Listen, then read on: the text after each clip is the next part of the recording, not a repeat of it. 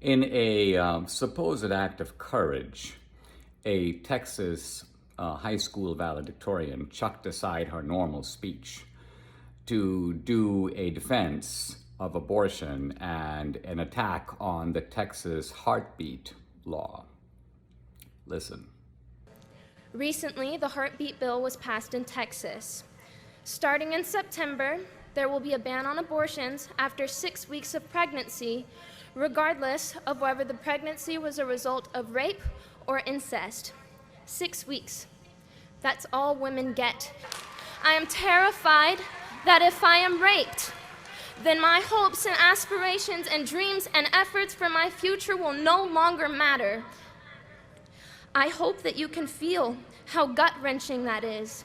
I hope you can feel how dehumanizing it is to have the autonomy over your own body taken away from you.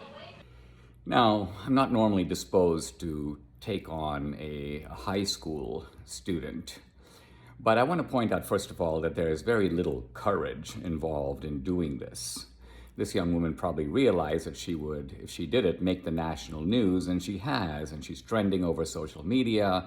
So far from this being some kind of risky thing to do, it is in fact the cool thing to do as far as our culture is concerned. Number two, the basic argument here is fundamentally bogus. It is the attempt to invalidate or attack a very sound general rule by appealing to rare, implausible, and far-fetched applications of the rule. So think of it somewhat this way.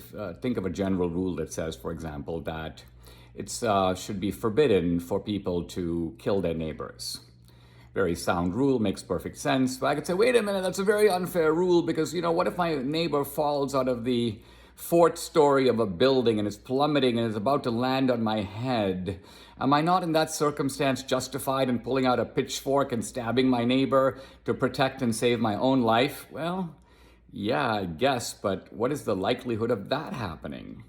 And that's the real point here, is that you have this young woman who says, well, what if I were raped? And she picks that example, of course, because it removes responsibility from herself. The idea is here not that she has a child as a result of something she did, but as a result of something done to her. But that's an improbable event, that you're going to get raped. And number two, you have to multiply that improbability with the improbability of getting pregnant as a result of rape.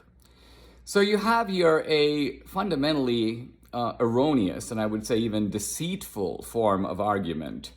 In all rules, we can conceive of very improbable circumstances in which the rule itself can be called into question.